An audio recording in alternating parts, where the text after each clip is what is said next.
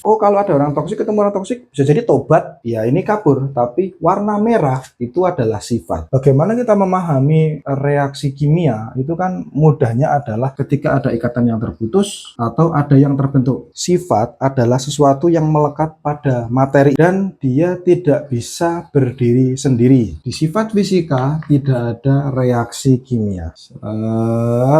Ngambil satu ini, kalau air dikenakan panas terus suhunya itu jadi 100 derajat, itu kan berubah dari cair menjadi gas. Lah kok ada telur itu dikenakan minyak yang suhunya lebih dari 100 derajat Celcius, dari cairan kok jadi padat? Kok ada sesuatu yang sifatnya itu cair habis itu kena panas kok malah jadi padat, bukan seperti air yang kena panas malah jadi gas. Ini nah ada 4 seperti ini, ucul bebas.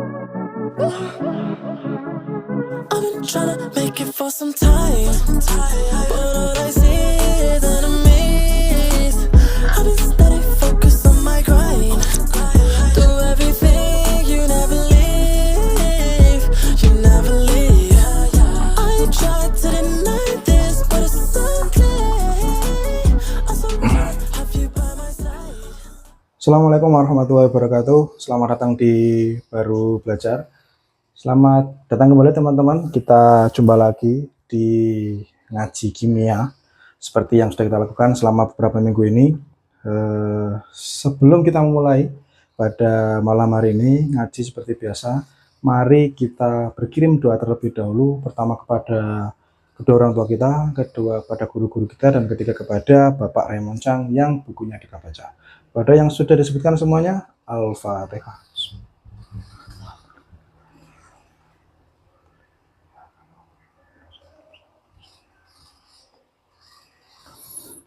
Amin. Teman-teman semua, di sini pada malam hari ini kita akan belajar, kita akan berbicara tentang sifat materi. Setelah minggu lalu kita berbicara, kita berkenalan tentang apa itu materi. Materi adalah sesuatu yang punya massa, menempati ruang.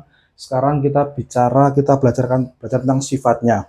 Akan ada kurang lebih 5 pokok bahasan pada pertemuan pada malam hari ini. Yang pertama adalah berbicara tentang sifat fisika dari materi. Yang kedua adalah sifat kimia, lalu ada contoh-contoh di kehidupan sehari-hari, lalu ada sifat ekstrinsik dan sifat intrinsik.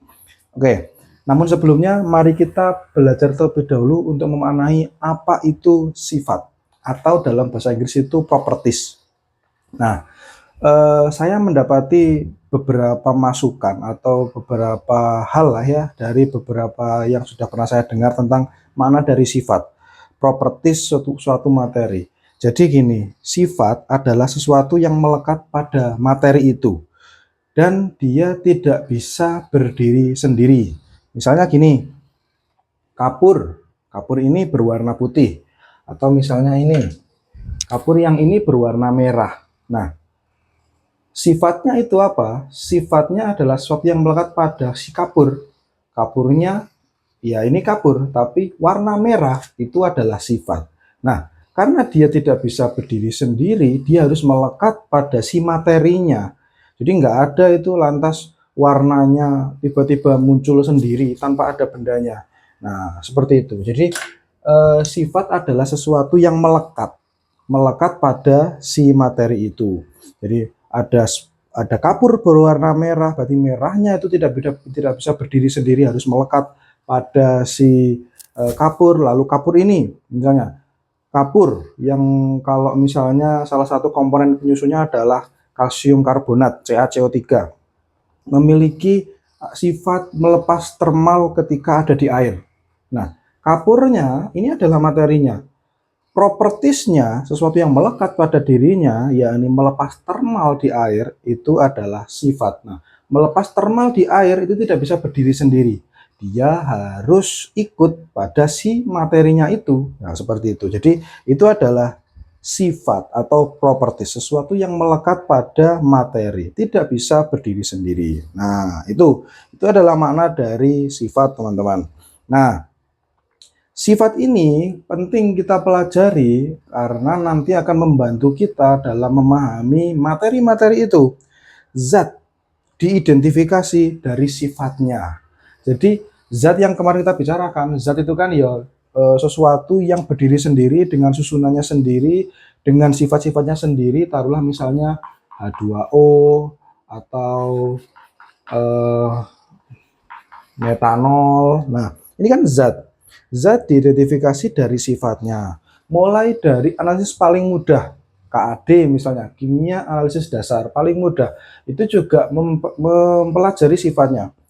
Baunya, rasanya, warnanya, tingkat volatilitasnya, itu sifat, itu sesuatu yang melekat pada si materi itu. Nah, sampai di kimia instrumen, mulai dari KAD sampai instrumen, itu juga mempelajari sifat-sifatnya. Kalau di KAD belajar warnanya, belajar bentuknya, di instrumen belajar sifat absorbansinya, terus sifat fluoresensinya, sifat emisinya. Nah, itu adalah sifat-sifat. Nah, sifat ini penting kita pelajari untuk memahami materi, karena dari memahami sifat-sifat itu, kita akhirnya tahu bagaimana cara mengidentifikasi sebuah materi. Ini ada air, ini ada apa namanya metanol. Warnanya gimana? Oh, dia tidak punya warna, dua-duanya bening. Aromanya gimana? Oh, metanol lebih lebih harum, sementara air tidak. Volatilitasnya gimana? Oh, ternyata metanol lebih volatil daripada air. Habis itu reaksinya seperti apa pada misalnya kontak dengan oksigen.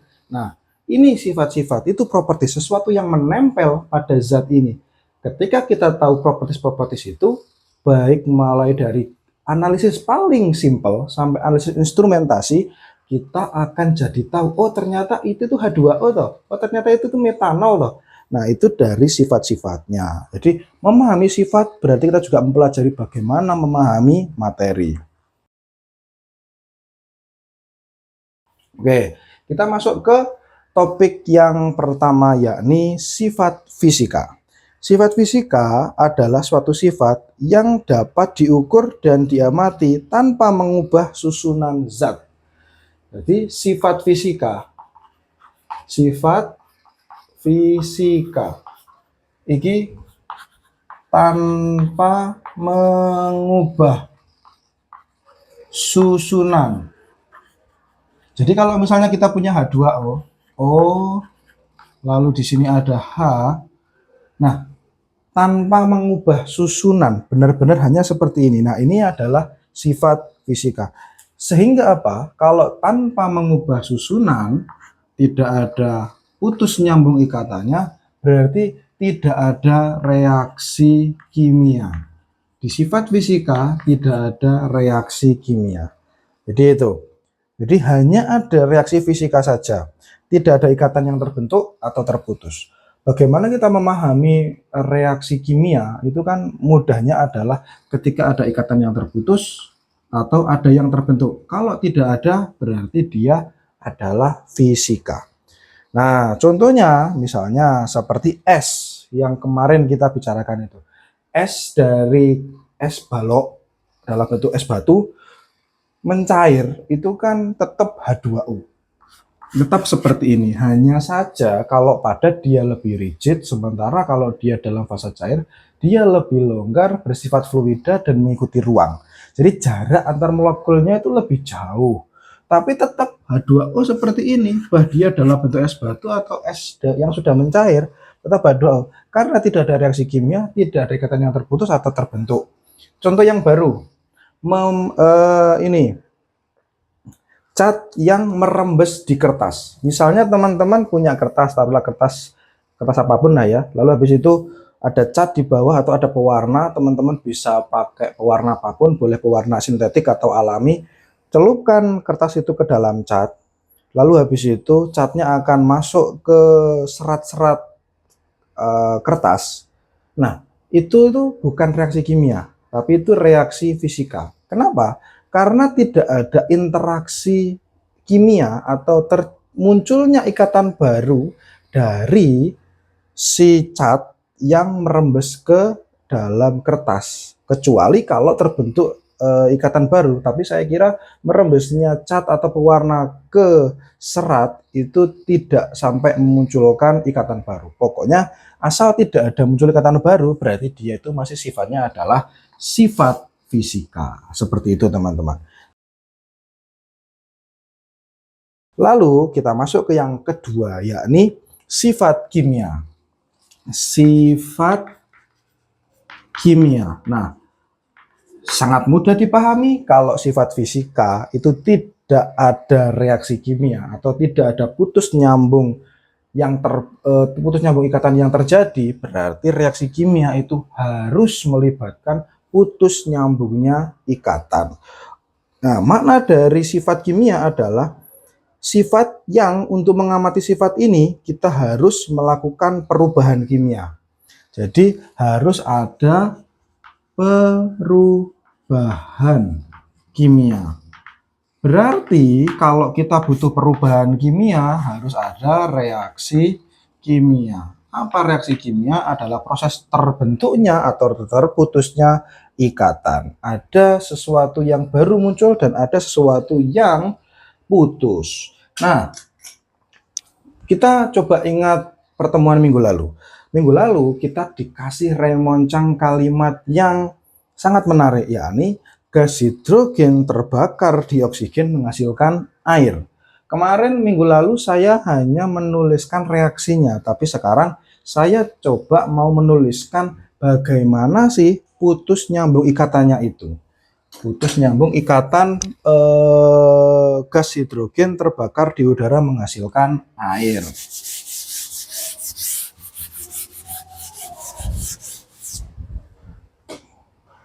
Saya akan coba tuliskan dulu reaksi dasarnya. Kemarin kan saya tuliskan begini.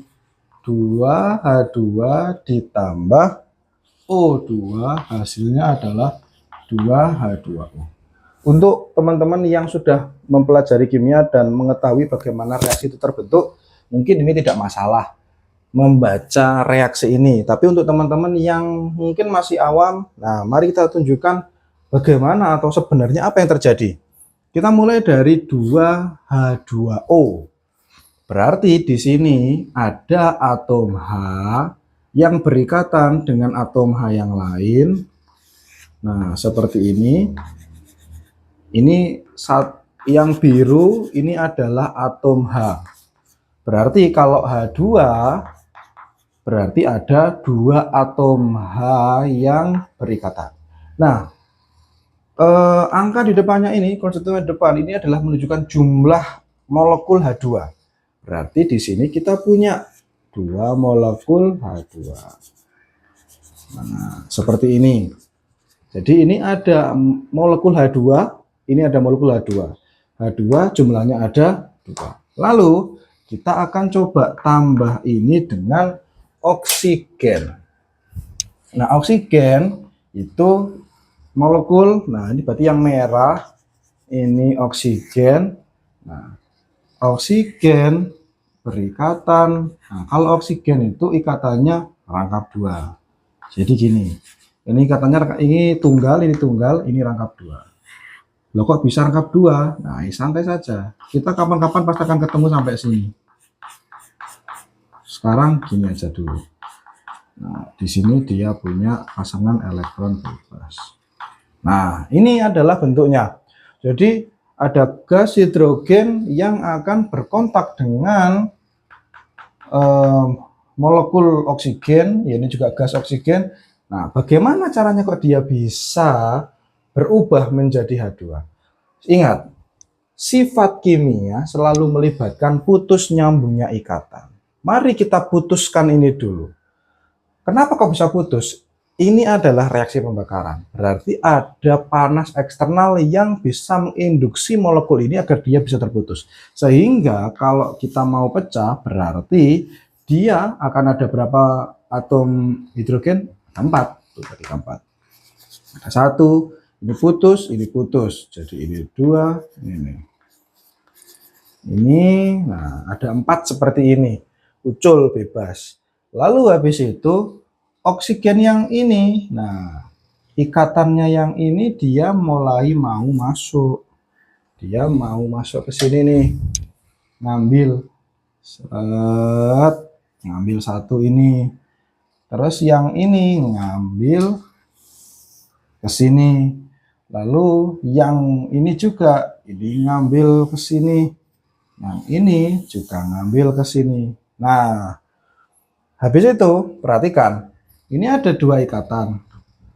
Yang pertama ini dia ngambil. Kalau mau saya buat kira-kira intermediate-nya kan jadi seperti ini. Ini kira-kira aja. Saya hanya harus bilang kira-kira karena saya nggak tahu bagaimana bentuk aslinya.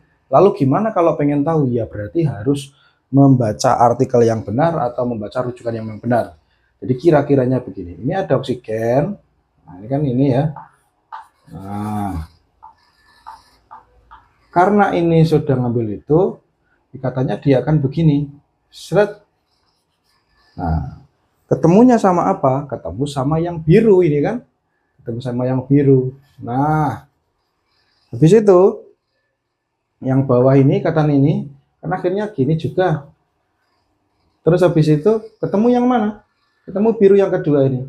Nah, ini seperti ini. Lalu, nah ini kan sudah. Lalu habis itu ini sudah beres, ini beres. Lalu habis itu sekarang yang ini. Kita berarti kan oh yang ini. Nah, kita buat seperti ini. Biar nggak bingung. PEB-nya, elektron bebasnya di kanan. Ini di kanan, ini di kanan. Habis itu ikatan yang ini seret menangkap yang ini. Nah, kan jadi kayak gini toh. Nah, habis itu ketemu hidrogen.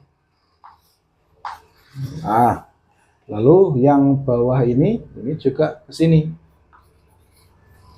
Lalu ini ketemu hidrogen. Nah, ini sekarang berarti apa? Ada ikatan yang terputus, dan ada ikatan baru yang terbentuk. Dan ini ingat, yang merah adalah O, yang biru adalah H. Berarti ini adalah H2O. Jumlahnya berapa? 2. 2 H2O. Ini adalah sifat kimia. Sifat kimia dari materi. Nah, lalu contoh lain. Karena kita sudah tahu bahwa sifat kimia itu harus selalu melibatkan proses putus nyambungnya ikatan.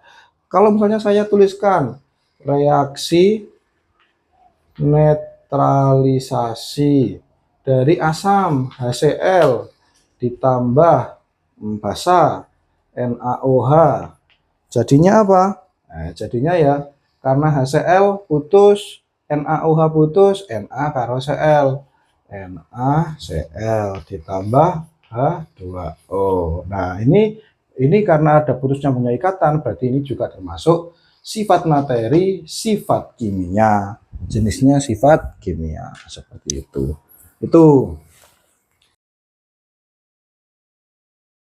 Lalu, sifat kimia di kehidupan sehari-hari. Beberapa contoh sifat kimia baik fisika atau kimia ya. Sekarang saya ingin bilang yang kimia dulu. Jadi salah satu contoh sifat kimia yang kita temui sehari-hari misalnya saat menggoreng telur. Dulu itu saya juga punya kepikiran kayak gini ya, sebenarnya iseng-iseng aja, tapi mungkin karena saya tuh harus memupuk pertanyaan. Jadi kan kayak gini, kalau air dikenakan sesuatu sampai dia itu suhu panas, terus suhunya itu jadi 100 derajat, itu kan molekulnya berubah dari cair menjadi gas. Lah, kok ada telur itu dikenakan minyak yang suhunya saya kira juga lebih dari 100 derajat Celcius dari cairan, kok jadi padat? Kok ada sesuatu yang sifatnya itu cair, habis itu kena panas, kok malah jadi padat, bukan seperti air yang kena panas malah jadi gas. Nah, karena saya itu punya tanggung jawab untuk selalu tanda tanya, saya biarkan itu ada di kepala saya. Kok bisa ya ada seperti itu? Ya mungkin kita sudah lumrah, ya biasanya seperti itu. Tapi loh, kenapa bisa seperti itu? Kenapa kok telur kalau digoreng tidak malah jadi gas tapi malah jadi padat? Nah, itu berarti ada reaksi kimia, ada reaksi pemecahan protein di situ. Nah, itu adalah salah satu sifat kimia di kehidupan sehari-hari. Telur masuk dalam mulut, bentuknya warna kuning sama putih. Kalau nggak diceplok kuning semua. Tapi kalau masuk ke mulut, habis itu masuk ke saluran pencernaan, terus tiba-tiba keluarnya kok macam-macam. Nah, itu berarti ada sifat kimia yang bermain di dalam tubuh kita. Lalu, memudarnya cat. Cat ini misalnya, ini kan warna putih. Iya, ini dalam ruangan. Tapi kalau saya taruh di luar ruangan, apakah setahun tetap putih? Pudar. Cat merah, cat baik di tembok, baik di mobil. Nah, coba taruh di luar ruangan, taruh sinar matahari. Setahun, 2 tahun, 3 tahun, 5 tahun, 10 tahun, apakah warnanya akan sama? Tidak, dia akan memudar. Kenapa kok memudar? Memudarnya itu sebenarnya karena ada pigmen warna yang mulai terputus dan akhirnya warnanya mulai hilang. Nah, itu berarti itu sifat kimia yang dimiliki oleh materi. Lalu perubahan zat warna antosianin. Kita bisa ngambil antosianin misalnya dari eceng gondok warnanya ungu. Itu pH-nya berapa? Itu mungkin pH-nya 6 atau 5 atau 7 lah ya, mungkin 5 6-an. Kalau kita kenakan asam HCl, apakah tetap warnanya ungu? Tidak. Kalau kita kenakan basa NaOH, apakah tetap warnanya ungu? Tidak. Seperti kunyit. Kunyit itu kan dari kuning ke oranye. Bawang merah itu juga bisa berubah warna. Nah, kenapa bisa seperti itu? Itu berarti perubahan warnanya itu karena terjadi reaksi kimia, sehingga itu adalah sifat kimia. Jadi itu adalah beberapa contoh reaksi kimia atau sifat-sifat kimia materi di sekitar kita. Sebenarnya banyak sekali, tapi ingat, yang membedakan paling krusial sifat fisika berarti tidak melibatkan putus nyambungnya ikatan, tidak ada reaksi kimia di situ, tapi kalau sifat kimia melibatkan proses putus nyambungnya ikatan. Lalu kita masuk ke yang terakhir. Yang terakhir adalah sifat ekstrinsik dan sifat intrinsik. Ini adalah dua sifat yang sebenarnya saya sangat jarang gunakan, saya sangat jarang temui, bahkan saya baru ingat ada ini lagi ketika baca buku kimia dasar. Sifat ekstrinsik, mungkin ya mungkin kenapa kok sangat jarang ditemui, karena memang jarang dibahas atau jarang digunakan, atau memang ada satuan yang lebih mudah. Mungkin lebih mudah memahami atau menggunakan sifat kimia fisika daripada kita menggunakan sifat ekstrinsik atau sifat intrinsik. Lah, apa itu? Sifat ekstrinsik adalah sifat yang terukur bergantung pada seberapa banyak materi. Misalnya ini, saya punya materi ini pertama, lalu saya tambah materi kedua. Kalau ini sifat ekstrinsik, berarti dia akan menghasilkan satu lingkaran penuh. Karena bisa ditambah. Apa yang sifatnya seperti ini? Panjang. Saya punya tongkat 1 meter. Ditambah teman-teman punya tongkat 1 meter. Hasilnya berapa? 2 meter. Seperti itu. Terus habis itu massa atau volume itu sifat ekstrinsik. Saya punya garam 1 gram. Teman-teman punya garam 1 gram. Kalau digabung ya 2 gram. Itu sifat ekstrinsik. Lalu ada sifat intrinsik. Nah, ini tidak bergantung pada jumlah materi seperti suhu. Saya punya suhu air suhu 20, teman-teman punya air suhu 20, digabungkan nggak jadi 40, tetap 20. Nah, itu berarti sifat intrinsik. Lalu ada titik leleh, titik didih, kerapatan, itu juga sifat intrinsik. Sifatnya itu tidak kolab aditif, langsung nambah no gitu, enggak. Jadi gak langsung bisa ditambah seperti tadi jarak atau massa seperti itu. Nah, ini memang kadang-kadang jarang digunakan, tapi perlu kita ketahui. Tadi saya juga dapat informasi misalnya kayak gini, warna itu termasuk sifat apa? Sifat ekstrinsik atau sifat intrinsik. Digabung itu bisa ada yang bilang bahwa warna itu karena tidak bisa diukur, tidak seperti panjang, berarti dia itu sifat intrinsik. Tapi untuk orang yang tahu teori warna, ya kalau mencampurkan warna merah sama putih, ya jadinya merah muda. Nah, berarti kan itu bisa ada ukurannya. Nah, tapi ya itu, saya kira ini memang pengetahuan, teman-teman kalau mau gunakan ya silakan, tapi memang sebenarnya secara pribadi saya jarang menggunakan ini. Nah, dulu kan saya juga pernah bilang bahwa di kimia itu saya jadi tahu banyak sekali hal, bahkan sesuatu di luar kimia. ketika saya mengetahui kembali atau merefresh soal sifat ekstrinsik dan intrinsik, itu saya akhirnya juga bisa merefleksikan kehidupan kita. Misalnya kayak gini, kalau ada benda toksik, digabung benda toksik, apakah sifat toksiknya naik? Nah, itu kan pertanyaan. Apakah sifat toksik itu intrinsik atau ekstrinsik? Apakah bisa diukur? Ya bisa. Bisa kita dengan menggunakan LC50, LD50, nah itu bisa. Tapi pertanyaannya adalah, kalau ada benda beracun bertemu dengan benda beracun, apakah sifat racunnya double, 2 kali lipat? Itu kan pertanyaan.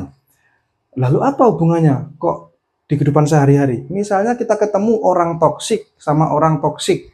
Kira-kira kalau digabung, itu semakin toksik atau tidak? Kan juga belum tentu.